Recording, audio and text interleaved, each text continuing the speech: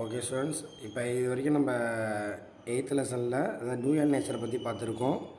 அதாவது லைட்டுங்கிறது நம்ம வேவுன்னு சொல்லியிருந்தோம், ரைட்டுங்களா? ஆனால் லைட்டுக்கு என்ன நேச்சர் இருக்குது? பார்ட்டிக்கல் நேச்சரும் இருக்குது அப்படின்னு சொல்கிறோம். Right, very good. ஸோ லைட்டுங்கிறது வேவாக பார்ட்டிக்கலான்னு பார்த்திங்கன்னா ரெண்டு நேச்சருமே இருக்குது. அப்போ வேவுக்கு பார்ட்டிக்கல் நேச்சர் இருக்குது. ஸோ நம்ம லெசனோட கான்செப்டே இதுதான். நம்ம லைட்டுங்கிற வேவ் கிடையாது, it has a particle nature. இப்போ ரெண்டு நேச்சருமே இருக்குதுன்னு நம்ம கன்ஃபார்ம் பண்ணுறோம். அப்போ வேவ் பார்ட்டிக்கல் நேச்சரில் இருக்கும்போது ஒய் நாட் பார்ட்டிக்கலும் வேவ் நேச்சரில் இருக்குமா அப்படின்னு டவுட் வருது. ஸோ இருக்குங்கிறத நம்ம கன்ஃபார்ம் பண்ணோம். ஸோ டி பிராகோட கான்செப்ட் அதுதான், மேட்டர் வேவ் அப்படின்னு சொன்னோம். Matter wave. இப்போ பார்ட்டிக்கல் வேவாக ஆக்ட் ஆகும். எல்லா பார்ட்டிக்கலும் கிடையாது, மாசு கம்மியாக உள்ள பார்ட்டிக்கல். ஏன்னா இப்போ அது வேவ் மாதிரி ஆக்ட் ஆனால் வேவ் லென்த்துக்கு ஃபார்மில் நம்ம எழுதியிருந்தோம் h/mv. அப்போ மாஸ் கம்மியாக இருந்தால் வேவ் லென்த் அதிகமாக இருக்கும். அப்போ மாஸ் கம்மியாக உள்ளதுன்னா இந்த எலக்ட்ரான், ப்ரோட்டான், ஸோ அந்த மாதிரி பார்ட்டிக்கல் தான் வேவ் நேச்சரோட இருக்குது அப்படிங்கிறத பார்த்துருந்தோம். அப்போ இந்த எலக்ட்ரானுக்கு வேவுங்கிறது கன்ஃபார்ம் ஆகிடுச்சு. ஓகேவா? அப்போ எலக்ட்ரானுங்கிறதுலாம் இப்போ எலக்ட்ரான், ப்ரோட்டான்லாம் பார்ட்டிக்கல் கிடையாது, இட் இஸ் அ வேவ். அதாவது நான் ஒரு இடத்துல இடத்துக்கு போகும்போது வேவ் மாதிரி போகுது. ஓகேங்களா? இதில் எதாவது டவுட்ஸ் இருக்கா உங்களுக்கு? இப்போ எலக்ட்ரானுங்கிறது நம்ம என்னென்னு எடுத்துக்கிறோம், பார்ட்டிக்கலாக வேவா? அதுக்கு டூயல் நேச்சர் இருக்குது தான். இப்போ நம்ம ஆனால் வேவ்னு இங்கே இந்த லெசனில் கன்சிடர் பண்ணிக்கிறோம். இந்த லெசனை பொறுத்த வரைக்கும் லைட்டாக பார்ட்டிகலாக எடுத்துக்கிட்டோம். இப்போ எலக்ட்ரான், ப்ரோட்டான்லாம் நம்ம வேவ்னு எடுத்துக்கிறோம், அதாவது matter wave. So that is a concept. சரி சார், அந்த எலக்ட்ரான் வந்து வேவ்னு சொல்கிறீங்களா சார், இதனால் எனக்கு என்ன சார் யூஸு அப்படிங்கிற ஒரு டவுட் வரும். முதல்ல அது வேவ்னுங்கிறதுக்கு இன்னொரு கன்ஃபர்மேஷன் இருக்குது. இப்போ நம்ம தியரிட்டிக்கலாக சொல்கிறோம் பார்ட்டிகல் எலக்ட்ரான் வந்து ஒரு வேவ் மாதிரி ஆக்ட் ஆகுதுன்னு. இருந்தாலும் என்ன ப்ரூஃப்னு நீங்கள் கேட்பீங்க. அதுக்கான ஒரு எக்ஸ்பெரிமெண்ட் இருக்குது. It's a very important 5 mark Davisson Germer experiment. Davisson Germer experiment முக்கியமான 5 மார்க் மாதிரி. ரெக்கார்ட் ஸ்டாப் பண்ணி ஓகே சார். இப்போ டேவிசன் ஜெர்மருக்கான எக்ஸ்பெரிமெண்ட்டுக்கான நம்மளுக்கு டயக்ராம்ஸ் கொடுத்துருக்காங்க. இப்போ இந்த டேவிசன் ஜெர்மர் எக்ஸ்பெரிமெண்ட் நம்ம என்ன ப்ரூஃப் பண்ணுறோன்னா டி பிராக்லி ஹைபோதீசிஸ் ப்ரூஃப் பண்ணுறோம். தட் மீன் மெயினாக எலக்ட்ரானுக்கு வந்து வேவ் நேச்சர் இருக்குது அப்படின்னு ப்ரூஃப் பண்ணுறோம். ஏன்னா இது வரைக்கும் நம்ம எலக்ட்ரானுங்கிற பார்ட்டிக்கல் தான் படிச்சிருப்போம். பார்ட்டிக்கலில் இந்த ஆட்டமில் சுற்றி வருது அதெல்லாம் நம்ம பார்த்துருப்போம். ஆனால் இப்போ இவர் டி பிராக்லி என்ன சொல்லிட்டாரு, எலக்ட்ரான் இஸ் அ வேவ் அப்படின்னு சொல்லியிருக்காரு. ஸோ அதுக்கான ப்ரூஃப் தான் இந்த டேவிசன் ஜெர்மர் எக்ஸ்பெரிமெண்ட். இது வந்து 11th கெமிஸ்ட்ரியில் படிச்சிருப்பீங்க. எங்கேயோ கேள்விப்பட்ட மாதிரி இருக்குன்னு யோசிப்பீங்க. 11th கெமிஸ்ட்ரியில் நீங்கள் படிச்சிருக்கீங்களாம்மா 11th? எஸ், அதே தான். அங்கே அந்த டி பிராக்லி ஹைபோதீசிஸில் ப்ரூஃப் பண்ணியிருப்பாங்களா, அதே தான் இங்கே கொஞ்சம் விளக்கமாக பார்க்க போகிறோம் எப்படிங்கிறத. சரிங்களா? 1927 ப்ரூஃப் பண்ணியிருக்காங்க. அதாவது இப்போ நீங்கள் முதல்ல டைஃப்ராக்ஷனாக என்னென்னு தெரிஞ்சு, இப்போ கிறிஸ்டல்னு சொல்லுவோம்ல, கிறிஸ்டல்னு என்ன ஆக்சுவலி? இப்போ நான் நிக்கல் கிறிஸ்டல்னால் ரெகுலர் அரேஞ்ச்மெண்ட் ஆஃப் ஆட்டம்ஸ். ஓகேவா? அந்த மாதிரி ஒரு கிறிஸ்டல் மாதிரி இருக்குது. இப்போ அதில் நிறைய ஆட்டம்ஸ்லாம் இருக்கும்.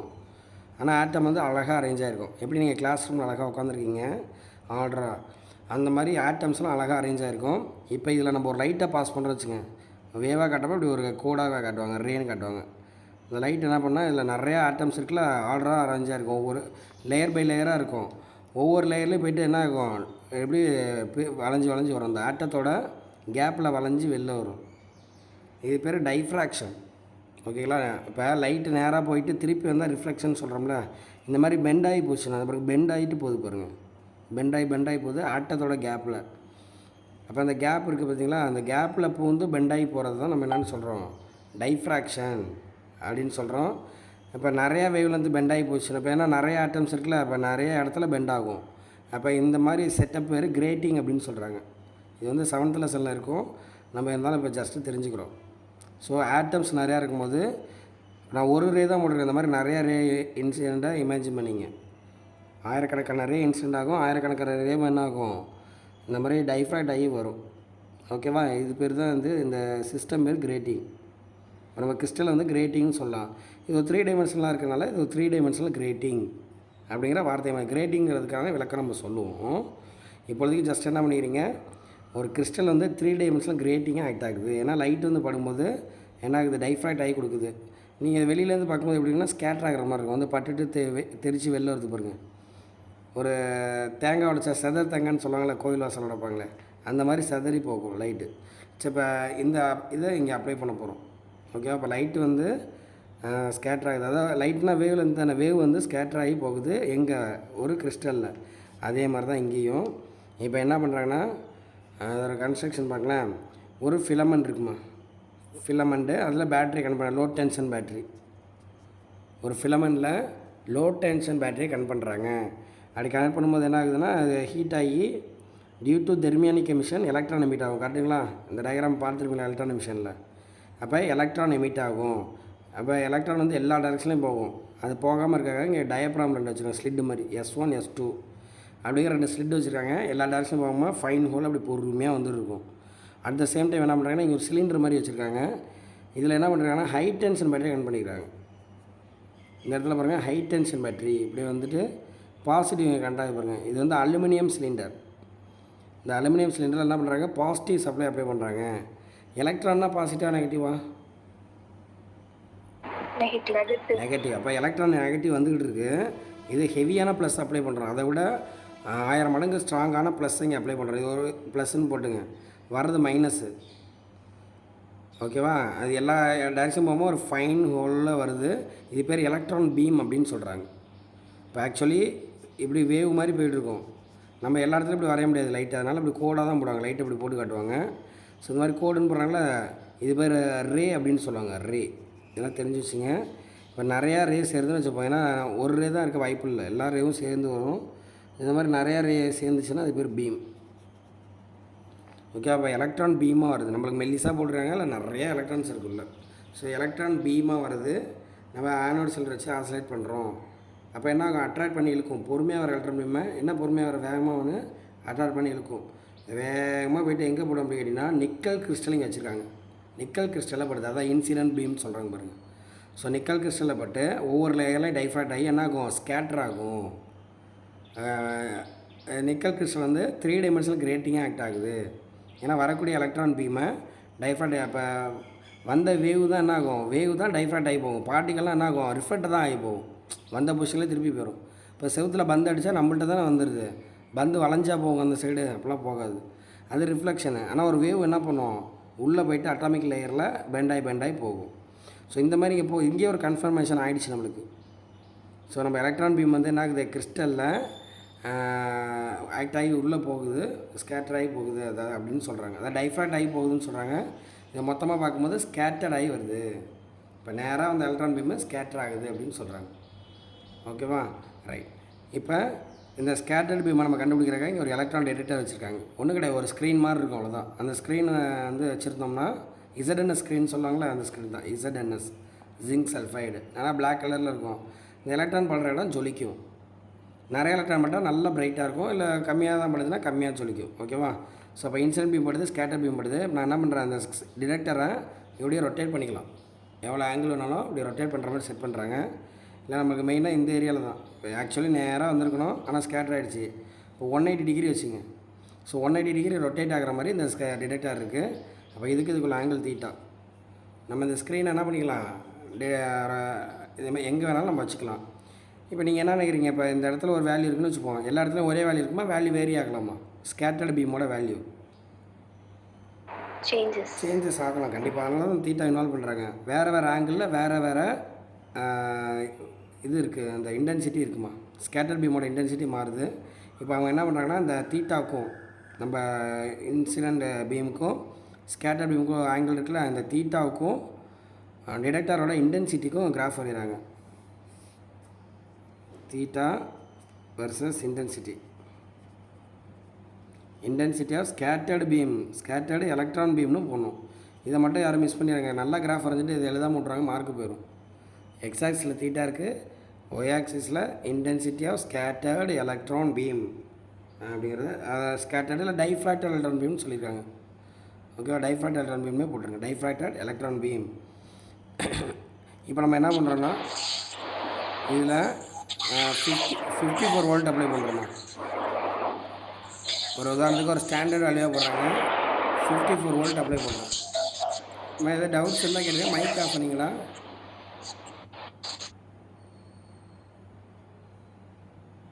ஓகேம்மா. இப்போ நம்ம என்ன பண்ண போகிறோம், ரெண்டு கிராஃப் வர்றோம். Theta versus intensity of beam. இங்கே அப்ளை பண்ண வோல்ட்டு 54 வோல்ட் ஸ்டாண்டர்ட் வேல்யூ வச்சுக்கிறாங்க. 54 வோல்ட் அப்ளை பண்ணுறாங்க. இப்போ ஆங்கிள்ஸ் பார்க்குறாங்க, ஒவ்வொரு ஆங்கிளும் பார்த்துக்கிட்டு இருக்காங்க. இன்டென்சிட்டி பார்க்குறாங்க. ஆக்சுவலாக நம்மளுக்கு எப்படி வரணும் கிராஃபு, ஒன்று டிகிரிஸ் ஆகிட்டே வரணும், இல்லை இன்க்ரீஸ் ஆகிட்டே போகணும். இப்போ இங்கே வந்து நம்ம என்ன பண்ணுறோம்னா 0 டிகிரி வைக்கணும்னு வச்சுக்கோங்க. மேக்ஸிமம் இந்த வந்த இடத்துல தான் போக பார்க்கும். தீட்டா கம்மியாக இருக்கும்போது ஹையாக இருக்குது. அப்போ போக போக குறைஞ்சிக்கிட்டே இருக்குமா. இந்த சைடில் 90 டிகிரிலாம் வரும்போது ஒன்றுமே இருக்காது. அப்போ அந்த தீட்டா வந்து மினிமம் இருக்கும்போது மேக்ஸிமம் இருக்குது, தீட்டா மினிமமாக இருக்கும்போது இன்டென்சிட்டி அதிகமாக இருக்குது. அப்போ போக போக குறைஞ்சிக்கிட்டே தான் வருது. ஆக்சுவலி இப்படி வரணும். கிராஃப் வந்து எப்படி எக்ஸ்பெக்ட் பண்ணுறாங்க, போக போக குறைஞ்சிட்டே போகுது. தீட்டா அதிகமாக இது குறையுது. ஆக்சுவலி இங்கே வோல்டேஜ் வந்து 54 வோல்ட்டுன்னு எழுதிருங்க. இப்போ என்ன பண்ணுறோம் அப்படின்னா, தீட்டா குறைய இந்த இன்டென்சிட்டி குறைஞ்சா இதில் லாஜிக் இருக்குது. ஓகே, ஏன்னா தீட்டா அதிகமாகுது, அந்த வேல்யூ குறையுதுன்னு எடுத்துக்கலாம். ஆனால் அப்படி குறைஞ்சிட்டே வருது. சடனாக என்ன பண்ணுறது, ஒரு பர்டிகுலர் ஆங்கிளில் இப்படி இன்க்ரீஸ் ஆகிட்டு இப்படி வருது. இந்த இடத்த இது பண்ணிங்க. கிராஃப் வந்து வேறு கலரில் வரைகிறேன். இப்போ என்ன ஆகுது, குறையாமல் இப்படி குறைஞ்சிட்டே வந்தது, டக்குன்னு இன்க்ரீஸ் ஆகிட்டு இப்படி போகுது. அது எந்த டிகிரி இப்போ பார்த்தீங்கன்னா 0 டிகிரி போட்டுப்பாங்களா, 0 டிகிரி 20 40 அப்படின்ட்டு. இங்கே வந்து 60. அப்போ இந்த வேல்யூ வந்து பார்த்திங்கன்னா 50 டிகிரிலம்மா. இதை நோட் பண்ணுங்கள். 50 டிகிரி 54 வோல்ட்டில் 50 டிகிரியில் மேக்ஸிமமாக இருக்குது. யாராவது ஜட்ஜ் பண்ண முடியுமா, குறைஞ்சிக்கிட்டே வந்தது ஏன் திடீர்னு அந்த இடத்துல இப்படி அதிகமாக இருக்குது? ஏன்னா ஸ்கேட்டர்ட் ஆகுது, எல்லா டேரக்ஷனும் ஆகிருக்கும். ஒரு பர்டிகுலர் டேரக்ஷனில் அதிகமாக இருக்கும், போக போக குறைஞ்சிக்கிட்டே போகுது. ஏன் வந்து இந்த 50 டிகிரியில் மட்டும் இப்போ வச்சுக்கிட்டே வரும்போது 50 டிகிரியில் மேக்ஸிமம் இருக்குது, ஏனுங்கிறத ஜட்ஜ் பண்ண முடியுது? அதுவும்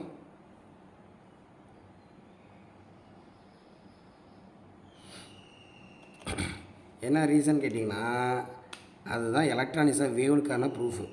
electron is a wave, matter வேவ்னு சொல்கிறோம்ல, அதுக்கான ப்ரூஃபு தான். ஏன்னா இங்கே வந்து கன்ஸ்ட்ரக்டிவ் இன்டர்ஃபரன்ஸ் வந்திருக்கு. அப்போ ஏன்னா எல்லா டேரக்ஷனில் என்ன இருக்குது, ஸ்கேட்டர் ஆகிருக்கா. இந்த 50 டிகிரியில் ஸ்கேட்டர் ஆகும்போது ரெண்டு வேவ் என்ன பண்ணியிருக்கு, சூப்பர் இம்போஸ் ஆகி கன்ஸ்ட்ரக்டிவ் இன்டர்ஃபரன்ஸ் வந்துருக்குறாங்க. இப்போ 2 எலக்ட்ரான் வேவ் இருக்குன்னு வச்சுப்போம். இப்போ இந்த 2 எலக்ட்ரான் வேவ் சேர்ந்து என்ன பண்ணுது, கன்ஸ்ட்ரக்டிவ் இன்டர்ஃபரன்ஸ் ஆகி சூப்பர் இம்போஸ் ஆகி என்ன ஆகுது, அதோட இன்டென்சிட்டி அதிகமாகுது. அதனால தான் டக்குன்னு அந்த இடத்துல இன்டென்சிட்டி அதிகமாக இருக்குது. ஓகேவா? அப்போ கன்ஸ்ட்ரக்டிவ் இன்டர்ஃபரன்ஸ் வந்திருக்கு. இன்டர்ஃபரன்ஸ் எப்போ தான் நடக்கும், 2 பார்ட்டிகல்ஸ் சேர்ந்து அளவு அதிகமாக ஆயிரும். இருக்கிற 2 சேருமே ஒழிய அளவு அதிகமாக்காது. 1 லிட்டரு கலந்தால் 2 லிட்டர் தான் கிடைக்கும், 20 லிட்டராக கிடைக்கும். அது பார்ட்டிகளில் பாசிபிள் கிடையாது, ஆனால் வேவில் பாசிபிள். 2 லைட்டு சேரும்போது இன்டென்சிட்டி என்ன ஆகும், அதிகமாகும். நம்ம 11th ஸ்டாண்டர்டில் படிச்சிருக்கோம் வேவ்ஸை பொறுத்த வரைக்கும். அப்போ இந்த கிராஃப்லேருந்து நம்மளுக்கு என்ன தெரியுது, இந்த பீக் வந்ததுக்கு காரணம் வந்து ஒரு இன்டர்ஃபரன்ஸ் நடந்திருக்கு. ஓகேவா? அப்போ இந்த இது வந்து நிக்கல் கிறிஸ்டலுக்கு தான் நம்ம போட்டிருக்கோம். 54 வோல்ட்லாம் 50 டிகிரியில் வருது. இது 1 மார்க்கில் கேட்பாங்க. 54 வோல்ட் அப்ளை பண்ணும்போது எந்த டிகிரியில் வந்துச்சு, மேக்ஸிமம் 50 டிகிரியில். இப்போ எலக்ட்ரான் இஸ் வேவ் அப்படிங்கிறதுக்கான ப்ரூஃப். இப்போ நம்ம என்ன பண்ணுறோன்னா, இந்த நிக்கல் கிறிஸ்டலில் அந்த லேயர்லாம் இருக்குல்ல, அந்த 2D சைன் தீட்டாக்கு லாம்டா நீங்கள் இது எங்கே பார்த்துருக்கலாம்னா பிராக்ஸ்லான்னு சொல்லுவாங்க. இதை நீங்கள் பார்த்துருக்கலாம். 2D சைன் தீட்டா என்னடா, டி வேல்யூ கான்ஸ்டன்ட்டு ஒரு கிறிஸ்டலில் தீட்டா வேல்யூ நோட் பண்ணுறாங்க, ஆர்டர் நோட் பண்ணுறாங்க, லாம்டா பார்க்குறாங்க. இப்போ லாம்டா வேல்யூ தியரிட்டிக்கலாக எவ்வளோ வருதுன்னு கேட்டிங்கன்னா, எலக்ட்ரானுக்கு வந்து 1.65 வருது. தியரிட்டிக்கல் வேல்யூ எவ்வளோ வருது, 1.65. இப்போ நம்ம என்ன பண்ணுறோம், டி பிராக்லி வேல்யூ தான் எலக்ட்ரான் கண்டுபிடிக்கிறோம். இந்த எக்ஸ்பெரிமெண்ட்டில் டி பிராக்லி வேல்யூ தான் ஃபார்முலா நம்ம சொல்லியிருக்கோம், 12.27 angstrom by root V. Very good. 12.27 root V angstrom அப்படின்னு சொல்கிறோம். அப்போ அந்த ரூட் விக்கு பதிலாக என்ன பண்ணலாம், 54 பண்ணலாமா? 54 போட்டுருங்க. வோல்டேஜ் தானே, 54 போட்டிங்கன்னா இதோட ஆன்சர் வந்து பார்த்திங்கன்னா 1.67 ஆங்ஸ்ட்ராம்னு வருது. ஆக்சுவலி 1.65 வரணும், இது 67 வந்திருக்கு. ரெண்டும் ஒன்று தானே, அதளவுக்கு வேரியேஷன் இல்லை. 0.0 தான் வித்தியாசம், 0.2 தான் வித்தியாசம். அதனால் இது தியரிட்டிக்கல் எக்ஸ்பெரிமெண்ட் மேட்ச் ஆகிறதுனால நம்ம இங்கே நம்ம வேவுக்கு தான் இந்த 1.65 வரணும். நம்ம இந்த ரிசல்ட்டில் 1.67 தான் வருது. அப்போ எலக்ட்ரான் இஸ் அ வேவ் அப்படிங்கிறது கன்ஃபார்ம் ஆகுது. தட்ஸ் ஆல்மா. இதில் டவுட்ஸ் இருக்கா? இப்போ இந்த டேவிசன் ஜெர்மர் வச்சு நம்ம என்ன பண்ணுறோம், எலக்ட்ரான் இஸ் அ வேவ் அப்படிங்கிறத நம்ம ப்ரூஃப் பண்ணிட்டோம். ரைட்டுங்களா? இது வந்து இப்படி முக்கியமான 5 மார்க் கிடையாது, கிடைக்காத மாதிரி நம்ம எழுத வேண்டியது தான்.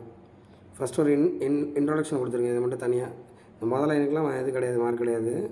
இருந்தாலும் அந்த எக்ஸ்ட்ரீம்லி கன்ஃபார்ம் பண்ணது அதுக்கு மீனிங் இருக்குது. அதனால என்ன பண்ணுறீங்க, ஃபஸ்ட்டு பேரெல்லாம் அந்த கதை தான் சொல்கிறாங்க. இன்ட்ரோடக்ஷன் மாதிரி அதை சொல்லிடுங்க.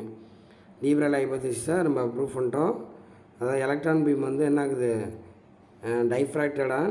இதை வந்து பிரின்சிபல் கூட டைட்டில் போட்டு எழுதுங்க. பிரின்சிபல் இப்போ எலக்ட்ரான் பீம் என்ன பண்ணுதுன்னா கிறிஸ்டலின் சாலிடில் விழும்போது டைஃப்ராக்ட் ஆகுது. அப்போ கிரேட்டிங் வந்து என்ன ஆகுதான், 3 டைமென்ஷனல் சாரி இந்த கிறிஸ்டல் வந்து 3 டைமென்ஷனல் கிரேட்டிங்காக ஆக்ட் ஆகுது அப்படிங்கிறத சொல்லிடுறீங்க. இது பிரின்சிபல். அடுத்த கன்ஸ்ட்ரக்ஷன் அண்ட் ஒர்க்கிங்னே டைட்டில் போட்டு கன்ஸ்ட்ரக்ஷன் ஒர்க்கிங் போட்டு இந்த கதையை எழுத வேண்டியது. படம் வச்சு கதை எழுதணும். இந்த மாதிரி ஃபிலமெண்ட் இருக்குது, அதுலேருந்து எலக்ட்ரான் வந்து எமிட் ஆகுது தெர்மியனிக் எமிஷன் மூலயமா. அதை நம்ம ஆசிலேட் பண்ணுறோம். ஃபிலமெண்ட்டுக்கும் ஆனோட அலுமினியம் சிலிண்டர் அதுக்கு நல்லா ஹை டென்ஷன் பேட்டரி வச்சு நம்ம ஆசிலேட் பண்ணுறோம். அப்போ அது எல்லா டேரக்ஷனும் போகும்போது ஒரே டேரக்ஷன் வரதுனால அலுமினியம் டயப்ராம் நம்ம யூஸ் பண்ணி ஒரே டேரக்ஷன் கொண்டு வரோம். எல்லா டேரக்ஷனும் போவோம் எலக்ட்ரானு. அங்கே 2 டயப்ராம் வச்சுருப்பாங்க, ஸ்லிட் மாதிரி வச்சுருப்பாங்க, அதில் நம்ம கொண்டு வரோம் அப்படின்னு சொல்கிறாங்க.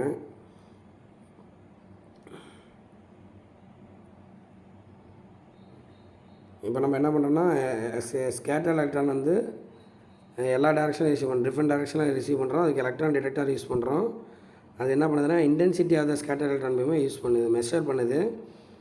இது வந்து நம்ம என்ன பண்ணிக்கலாம், ரொட்டேட் பண்ணிக்கலாம், எந்த தீட்டானாலும் ரொட்டேட் பண்ணிக்கலாம். ஓகேங்களா? இப்போ என்ன ஆகுதுன்னா இன்டென்சிட்டி வந்து சேஞ்ச் ஆகுது கண்டிப்பாக தீட்டா பொறுத்து. அதை வந்து என்ன பண்ணுறோம், கிராஃபாக தான் சொல்லியிருக்காங்க. இந்த இடத்துல ஒரு பீக் வந்துருக்கு பாருங்கள். இதை கரெக்டாக காட்டணும், 50 டிகிரிக்கு நேராக பீக் வர மாதிரி காட்டணும். எப்போ 54 வோல்ட்டில். இதே ஒரு 128 வேறு வோல்ட் வச்சாங்கன்னா வேறு ஒரு இடத்துல தான் வரும், இந்த இடத்துல வர வாய்ப்பு கிடையாது. ஒரு ரெஃபரன்ஸ் இது ஸ்டாண்டர்டாக கிடச்சதுனால அதை ரெக்கார்ட் பண்ணி வச்சுருக்காங்க அப்படி. ஓகேங்களா? இது நிக்கல் கிறிஸ்டலுக்கு நீ வேறு ஏதாவது கிறிஸ்டல் எடுத்துக்கிட்டிங்கன்னா கூட மாறலாம் ஆன்சரு. இந்த வோல்டேஜுக்கு வேறு இடத்துல வரலாம். ஆனால் நிக்கல் கிறிஸ்டலுக்கு 54 வோல்ட்டில் 50 டிகிரியில் தான் வருதுங்கிறது கன்ஃபார்ம்டு. சரிங்களா? இது ஒரு 5 மார்க்குடா. அந்த மாதிரி இன்க்ரீஸ் ஆகி வந்திருக்கான். இது வந்து தியரிட்டிக்கலாக நம்ம எவ்வளோ சொல்கிறோன்னா 1.65 கால்குலேட்டட். எக்ஸ்பெரிமெண்டலி 1.65 கால்குலேட்டடாக. நம்ம அந்த டிஸ்டன்ஸ்லாம் நம்மளுக்கு தெரியும். 2D சைன் தீட்டா கூட n லாம்டா சொல்கிறோம்ல, அந்த டி வேல்யூ நோட் பண்ணுறோம். ஸோ இதெல்லாம் வச்சுக்கிட்டு என்ன பண்ணுறாங்கன்னா எக்ஸ்பெரிமெண்டலாக கால்குலேட் பண்ணால் 1.65 வருதுங்களா. ஓகேவா? டி ப்ராக்லி வேல்யூ இருந்துச்சு, அது தியரி தானேம்மா. தியரிட்டிக்கலாக போட்டால் 1.67 வருது. தியரி தான் 1.67 முன்னாடி மாற்றி சொல்லியிருக்கோம், பார்த்துங்க. தியரிக்கு வந்து 1.67. ஆமாம், எக்ஸ்பெரிமெண்டலி 1.65, தியரிக்கு 1.67. அப்போ ஒரே மாதிரி வரனால நம்ம என்ன பண்ணுறோம், ப்ரூஃப் ஆகிடுச்சு. We agree. அது மாதிரி என்ன இருக்குது, de Broglie hypothesis of the moving particle. அதாவது நம்ம என்ன சொல்கிறோம்னா எலக்ட்ரானுக்கு வந்து வேவ் நேச்சர் இருக்குதுன்னு சொல்கிறோம். இதில் எலக்ட்ரான் சொல்லியிருக்கோம், பொதுவாகவே மாஸ் கம்மியாக உள்ள எல்லா பார்ட்டிகளுக்கும் வேவ் நேச்சர் இருக்குது அப்படிங்கிறது நமக்கு ப்ரூஃப் ஆகுது. சரி சார், இப்போ எனக்கு வந்து எலக்ட்ரானுக்கு வேவ் நேச்சர் இருக்குதுன்னு ப்ரூஃப் ஆகிடுச்சு, இதனால் எனக்கு என்ன சார் யூஸ் அப்படின்னு உங்களுக்கு டவுட் வரும். இதோட பர்பஸ் என்ன அப்படின்னு பார்க்குறோம். ஓகேவா? இதை எதுக்கு யூஸ் பண்ண போகிறோம், மைக்ரோஸ்கோப்பாக யூஸ் பண்ணுறோம். What is microscope? ஸ்மாலான ஆப்ஜெக்ட்டை என்லார்ஜ் பண்ணி காமிக்கிறது. எஸ், வெரி குட்மா. ஸ்மாலர் ஆப்ஜெக்டை மேக்னிஃபை பண்ணி பெருசாக கட்டுறது மைக்ரோஸ்கோப்பு. மைக்ரோஸ்கோப் இல்லாட்டி பயாலஜியில் டெவலப்மெண்ட்டே இருந்திருக்காது. பயாலஜிலலாம் தானே பாக்டீரியா, வைரஸு, அமீபா என்னமோ சொல்கிறீங்களே எல்லாத்தையும் கண்டுபிடிச்சிருக்காங்க. அப்போ அதெல்லாம் ரிசர்ச் பண்ணால் நமக்கு மைக்ரோஸ்கோப் வேணும். ஓகேவா? இப்போ நீங்கள் 10th மைக்ரோஸ்கோப்பு அதை டிவைஸ் பார்த்துருப்பீங்க எக்ஸ்பெரிமெண்ட்லாம். அதோட ஆக்சுவலி அதில் என்ன நடக்கும் அப்படின்னு கேட்டிங்கன்னா, அதில் செட்டப் வந்து அதை லைட் வெளிச்சம் தான் வைக்கணும். பாருங்கள், என்ன தான் கிளாஸ் ரூமில் வச்சு இதை காட்டியிருக்க மாட்டாங்க, வெளியில் தான் வச்சுருப்பாங்க ஓரமாக. ஏன்னா கொஞ்சம் லைட்டு தேவைப்படும். அந்த மைக்ரோஸ்கோப்பில் ஒரு இடத்துல என்ன பண்ணுறோம், நம்ம ஆப்ஜெக்டை வச்சுருவோம். ஒரு சின்ன இலையை பிச்சு வச்சுருங்கன்னு வச்சுங்க, இல்லை ஒரு கிளாஸில் அதோட ஸ்பெசிமனை வச்சுருப்பாங்க. ஸோ இந்த மாதிரி என்ன பண்ணுறீங்க, ஒரு ஆப்ஜெக்ட் அந்த இடத்துல வச்சுருங்க, எல்லா லைட்டையும் அது மேலே ஃபோக்கஸ் பண்ணுறோம். அதுக்கு ஒரு லென்ஸ் வச்சுருப்பாங்க மேலே. அந்த பொருள் மேலே லைட்டு போடுறதுக்கு ஒரு லென்ஸ் இருக்குண்டா, கண்டென்சர் லென்ஸ் அப்படின்னு சொல்கிறாங்க. ஸோ எல்லா டேரக்ஷனும் போகக்கூடிய லைட்டை நம்ம என்ன பண்ணுறோம், அந்த ஆப்ஜெக்ட் மேலே கொண்டு வரோம். ஸோ எல்லா டேரக்ஷனும் போகிற லைட்டு இந்த பாருங்கள் ஆப்ஜெக்ட் மேலே வந்து படுது பாருங்கள், தெரியுதாம்மா? 3 டைமென்ஷன் போகிறது ஒரே இதில் வந்து ஃபோக்கஸ் பண்ணுறோம், ஆப்ஜெக்ட் மேலே ஃபோக்கஸ் பண்ணுறோம். அப்படி பட்டு என்ன ஆகுன்னு கேட்டிங்கன்னா, அந்த ஸ்கேட்டர் லைட் இப்போ நம்ம நிற்கிறோன்னா நம்மளோட ஷேடோ நம்மள மாதிரி இருக்குல்ல, அந்த மாதிரி லைட்டோட ஷேடோ அப்படியே லைட்டாகவே வருது. அந்த ஆப்ஜெக்ட்டுக்கு ஏற்ற மாதிரி அது வளைஞ்சு போகும். அதை என்ன பண்ணுறாங்கன்னா ஒரு லென்ஸ் வச்சு அப்படியே ஸ்க்ரீனில் ப்ரொஜெக்ட் பண்ணுறாங்க. அந்த ஸ்க்ரீனுங்கிறது நம்ம கண்ணு தான். ஓகேவா? ஸோ நம்ம கண்ணில் என்ன ஆகும், அழகாக பெரிய இமேஜாக தெரியும்.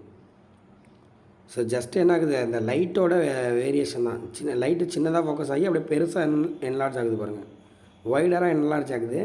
அப்படி ஒய்டாக ஆகும்போது நம்மளுக்கு அது பெருசாக தெரியும். ஸோ இதுதான் மைக்ரோஸ்கோப்போட பர்பஸ்ஸு. சின்ன பொருளை பெருசாக பார்க்குறோம். இது ஆப்டிக்கல் மைக்ரோஸ்கோப். ஏன்னா இங்கே என்ன பண்ணியிருக்கோம், லைட்டை யூஸ் பண்ணுறோம். ஓகேவா? ஸோ லைட்டுங்கிற ஒரு வேவ் தானேப்பா. ஸோ அப்போ லைட்டை யூஸ் பண்ணுறோம் அந்த இடத்துல மேக்னிஃபை பண்ணுறதுக்கு. இப்போ நம்ம என்ன ஆகிடுச்சுன்னா எலக்ட்ரானும் ஒரு வேவ்னு ப்ரூஃப் பண்ணுறோம். அப்போ எலக்ட்ரானை வச்சு மைக்ரோஸ்கோப் ஃபார்ம் பண்ண போகிறாங்க. யோசிச்சு பார்க்குறான் பாருங்க எப்படியெல்லாம். ஸோ எலக்ட்ரானை இதாக வச்சுக்கிட்டு இந்த வேவ் நேச்சர் ஆஃப் எலக்ட்ரானோட டைரக்ட் அப்ளிகேஷன் வந்து மைக்ரோஸ்கோப்பு, அதாவது எலக்ட்ரான் மைக்ரோஸ்கோப். இதுக்கு மார்க் கிடையாது. ஆனால் இங்கே வந்து முக்கியமாக ஒன்று சொல்லியிருக்காங்க.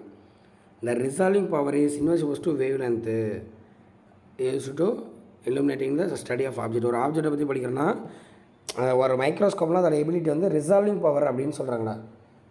ஓகேவா? ரிசால்விங் பவர் இருந்தால் தான் நல்ல மேக்னிஃபிகேஷன் கிடைக்கும். ஏன்னா பிரித்து பார்க்கணும்.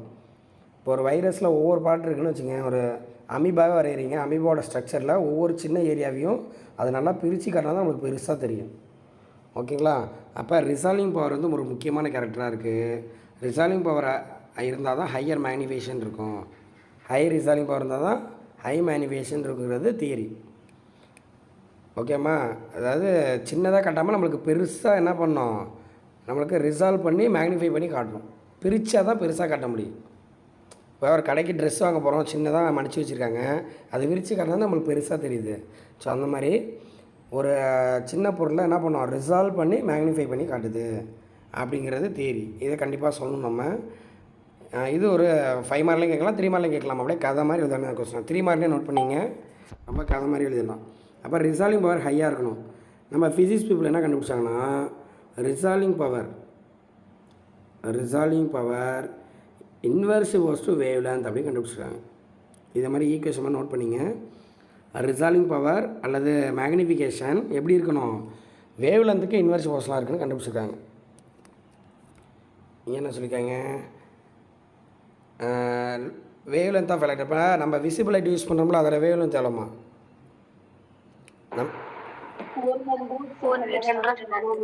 4000லேருந்து 4000 to 7000 ஆங்ஸ்ட்ராம். நேனோமீட்டரில் சொன்னால் 400 to 700 நானோமீட்டர். அப்போ பாருங்கள், நம்ம இந்த லைட்டை யூஸ் பண்ணும்போதே நம்ம என்ன பண்ண முடியுது, கொஞ்சம் பெருசாக பார்க்க முடியுது. ஆனால் அதெல்லாம் வேவ் லென்த் அதிகமாக இருக்குது, 4000 இருக்குது. எலக்ட்ரானோட வேவ் லென்த் எவ்வளோ இருக்கும் அப்ராக்சிமேட்டாக யாராவது ஜட்ஜ் பண்ணுங்கள். எலக்ட்ரானோட வேவ் லென்த் எவ்வளோ இருக்கும்? 1.67. எஸ், 1. இப்போ கூட ப்ரூவ் பண்ணுங்க. 1.61, 1.65. இல்லை அந்த 3 மார்க்கில் நோட் பண்ணியிருப்பீங்களே, 100 வோல்ட் கொடுத்தோம்னா 1.225. அதாவது ஒரு ஆங்ஸ்ட்ராம் தான் இருக்கும். ஒரு ஆங்ஸ்ட்ராம் 2 ஆங்ஸ்ட்ராம் தான் இருக்கும். அப்போ வேவ் லென்த்து ரொம்ப கம்மியாக இருக்குன்னு சொல்கிறாங்க. ஸோ ரிசல்ட்டு வேவ் லென்த்து ரொம்ப கம்மியாக இருக்கனால ரிசால்விங் பவர் அதிகமாக இருக்கும். இந்த வார்த்தை எங்கேயும் சொல்ல நோட் பண்ணிக்கண்ணா. Resolving power inversible to wave length. இது வந்து 7ஆம் லெசனில் ப்ரூஃப் ஆகிருக்கும். அதனால் இங்கே சொல்லலை, நீங்கள் என்ன தெரிஞ்சுக்கணும். இப்போ வேவ் லென்த் கம்மியாக இருக்கனால ஹை ரிசால்விங் பவர் இருக்கும், ஹை மேக்னிஃபிகேஷன் இருக்கும் எலக்ட்ரான் பீமில். ஓகேவா? ஹைனா எவ்வளோ சார் ஹை, எத்தனை மடங்கு அதிகம் இருக்குன்னு கேட்டிங்கன்னா இந்த சொல்லியிருக்காம பாருங்க. மேக்னிஃபிகேஷன் எத்தனை டைமு, 2 lakhs டைம்ஸு. 1 மடங்கு 2 மடங்கு கிடையாது, 2 லட்சம் மடங்கு மேக்னிஃபிகேஷன் அதிகமாக இருக்குமா. நம்ம நார்மல் மைக்ரோஸ்கோப்பில் பார்க்குறத விட எலக்ட்ரான் மைக்ரோஸ்கோப்பில் பார்த்தீங்கன்னா 2 லட்சம் மடங்கு அதிகமாக கிடைக்க வாய்ப்பு இருக்குது அப்படின்னு சொல்கிறாங்க. பார்க்கலாம் அது ப்ரூஃப் எப்படி இருக்குன்னு. இந்த பாருங்கள், இந்த இடத்துல பாருங்கள், அடுத்த பேஜில் காட்டிக்கிறாங்க பாருங்கள். இருக்குல்ல சின்னோண்டு அதை போல டைனோசர் மாதிரி எவ்வளோ பெருசு தெரியுது பாருங்கள். இது வந்து நம்ம கண்ணால் பார்க்க முடியாது, ஜஸ்ட் என்ன பண்ணுவோம், கம்ப்யூட்டர் டிஸ்பிளே. ஏன்னா எலக்ட்ரான் பீம் தானே, சிக்னல் தானே அது. எலக்ட்ரான்னாலே அது ஒரு கரண்ட்டு தான், சிக்னல் தான். அதை கம்ப்யூட்டரோட கனெக்ட் பண்ணோம்னா டிஸ்பிளேல காட்டும். முதல்ல அந்த டிவைஸை பார்த்துருங்க, அப்போ தான் ஒரு ஐடியா கிடைக்கும். பாருங்கள், புட்டு செய்கிற மிஷின் மாதிரியே இருக்கு பாருங்கள். கொலா புட்டு செய்வோம்னா வீட்டில் அந்த மாதிரி இது எப்படி இருக்குது, ஒரு மிஷின் மாதிரி இருக்கும் பாருங்கள். இங்கே தான் டிடெக்டார் இருக்கும். இந்த டோர் இங்கே தான் சாம்பிள். இப்போ இந்த கீழே இருக்குது பாருங்கள் டோரு. இதெல்லாம் எங்கே இருக்குன்னா பெரிய பெரிய யூனிவர்சிட்டியில் காலேஜஸ்லாம் இருக்கும். ஓகேவா? அங்கெல்லாம் ஒரு ஐடியாஸ் கிடைக்கும். நம்ம அதுக்கு தான் நம்ம காலேஜை சூஸ் பண்ணும்போது கேர்ஃபுல்லாக சூஸ் பண்ணாங்க, எல்லாமே ஃபெசிலிட்டி இருக்குது அப்படின்ட்டு. இப்போ நம்ம ரிசர்ச் பர்பஸ்லாம் பண்ணும்போது இது தேவைப்படுமா. நம்ம ஏன்னா ஒரு சின்ன இது ஃபார்ம் பண்ணியிருக்கோம், அது கரெக்டாக ஃபார்ம் ஆகிருக்கான்னு நம்ம மைக்ரோ லெவலில் தான் போய் பார்ப்போம். ஏதோ நீங்கள் ஒரு டிவைஸ் ஃபார்ம் பண்ணுறேன், இல்லை ஒரு கிறிஸ்டல் ஃபார்ம் பண்ணுறேன்னு வச்சுப்போம். அதெல்லாம் கரெக்டாக இருக்கான்னு எப்படி செக் பண்ணுவீங்க, இது மூலமாக செக் பண்ணுறோம். ஓகேவா? இதெல்லாம் பெரிய பெரிய யூனிவர்சிட்டியில், சாஸ்திரா யூனிவர்சிட்டி அந்த மாதிரியான யூனிவர்சிட்டியில் இருக்கும். இதுதான் சாம்பிள். இதை திறந்து சாம்பிளை உள்ளே வச்சிடணும். ஓகேங்களா?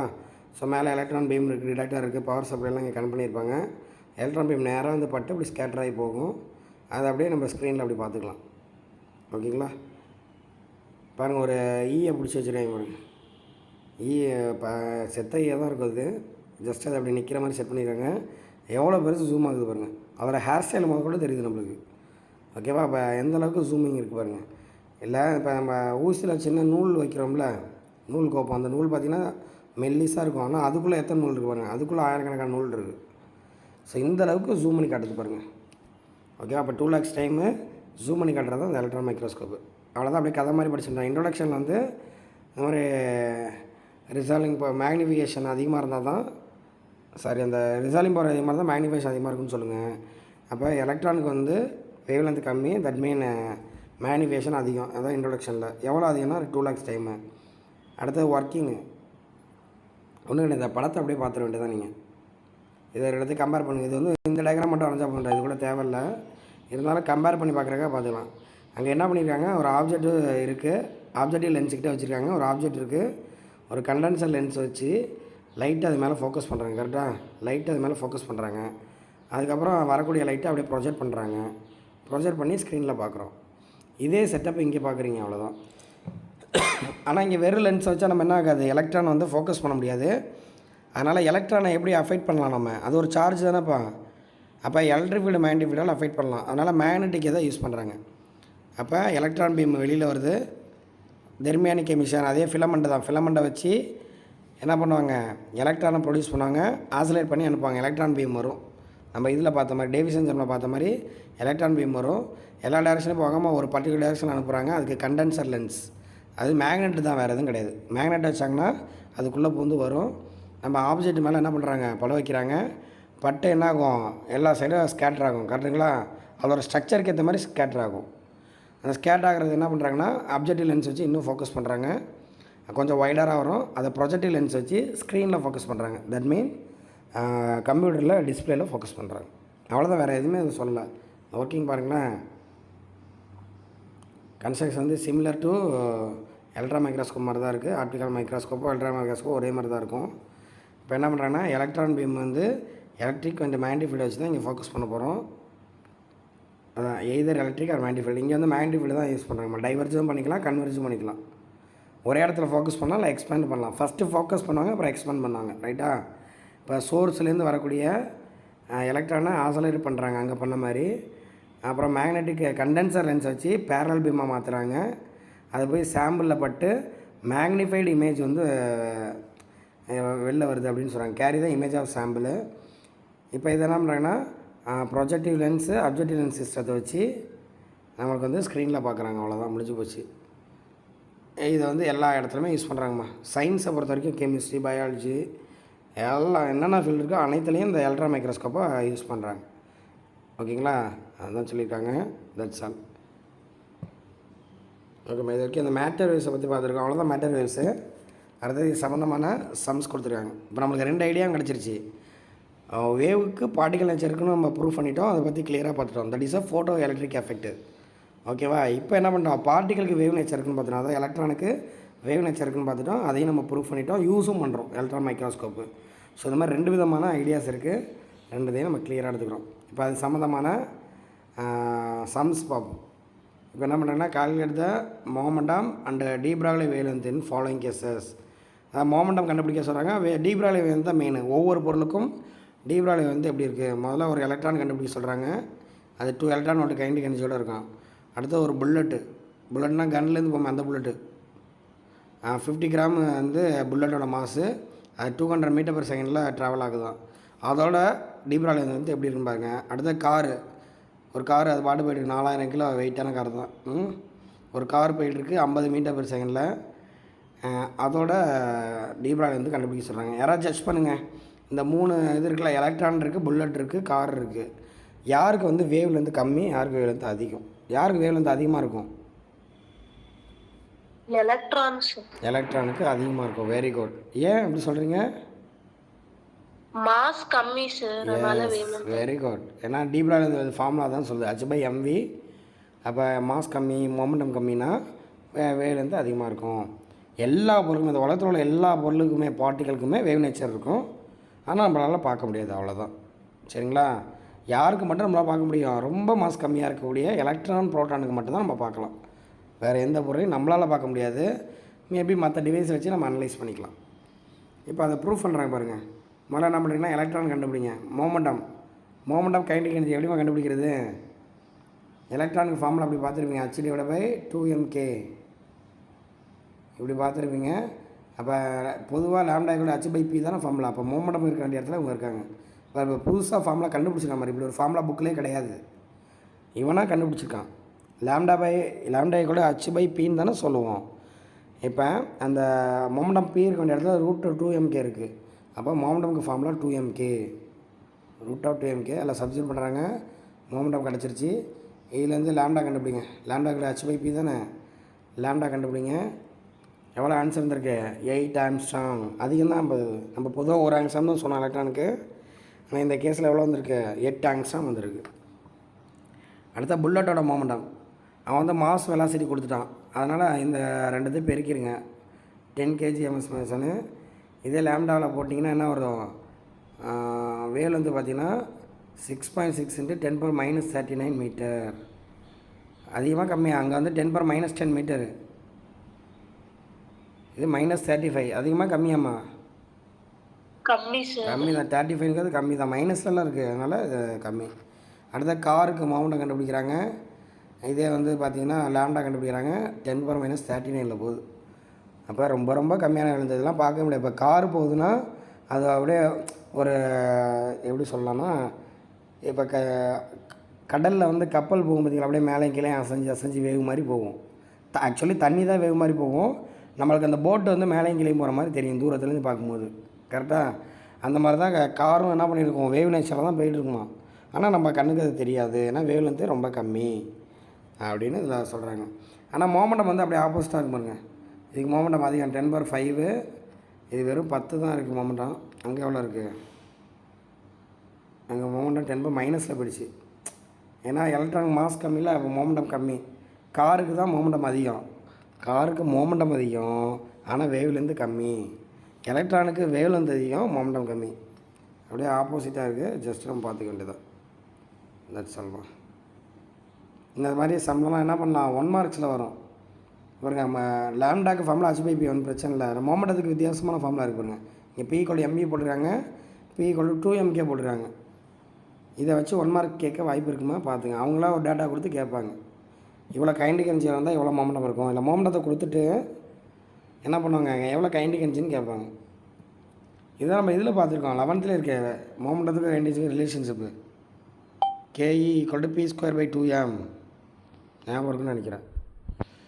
p² 2m. அப்போ p = √2mk அப்படின்னு பார்த்துருப்பீங்க. அதான் இங்கே யூஸ் பண்ணியிருக்கோம்.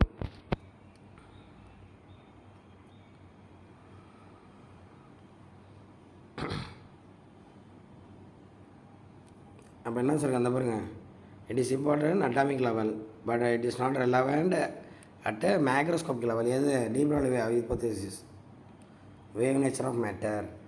டி ப்ராக்லி ஹைப்போதீசிஸ் எங்கே மட்டும் தான் எலிஜிபிளாக இருக்குது?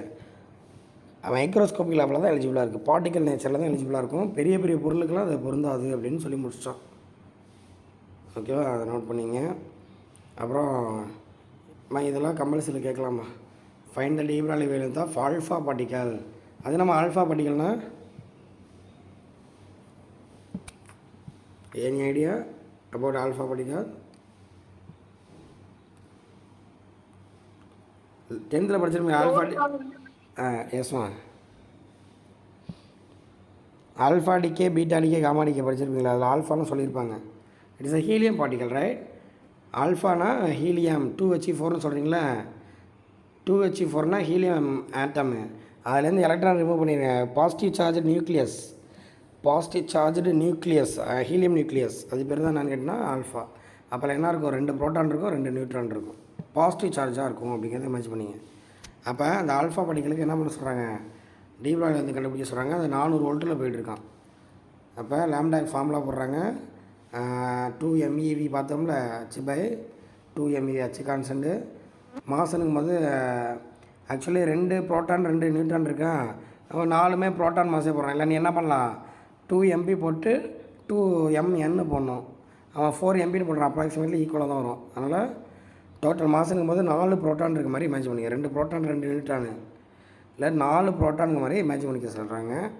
அடுத்தது சார்ஜ் வந்து பார்த்திங்கன்னா 2E, ஏன்னா அட்டாமிக் நம்பர் 2 தானே. அப்போ 1E இல்லை 2E வரும், 2 எலக்ட்ரான். தட் மீன் 2 ப்ரோட்டான் மாறும், 2E வருது, V வருது.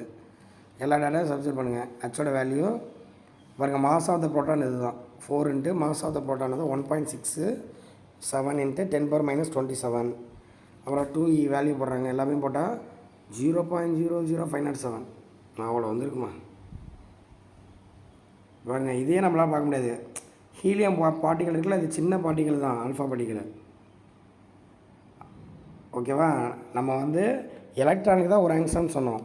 இதே நம்ம ப்ரோட்டானுக்கெல்லாம் போயிட்டோம்னா வேல்யூ கொஞ்சம் அதிகமாயிடும். அதே 2 ப்ரோட்டான் கிடையாது, ஆல்ஃபா பார்ட்டிகல், அதில் 2 ப்ரோட்டான் தான் இருக்குது. அதுக்கே வேல்யூ எங்கே போயிடுச்சு பாருங்கள், 0.00க்கு போயிடுச்சு. 0.00507 ஆங்ஸ்ட்ராம். இதெல்லாம் ரியலைஸே பண்ண முடியாத அளவுக்கு கம்மி. ஈவன் ஆல்ஃபா பார்ட்டிகளுக்கு கதை எவ்வளோ போயிடுச்சு அப்படிங்கிறத தெரிஞ்சுங்க. ஆல்ஃபா பார்ட்டிகளுக்கு நம்மளால் வேவ் நேச்சராக பார்க்க முடியாது, ஏன்னா வேவ் வந்து ரொம்ப கம்மியாக இருக்குது.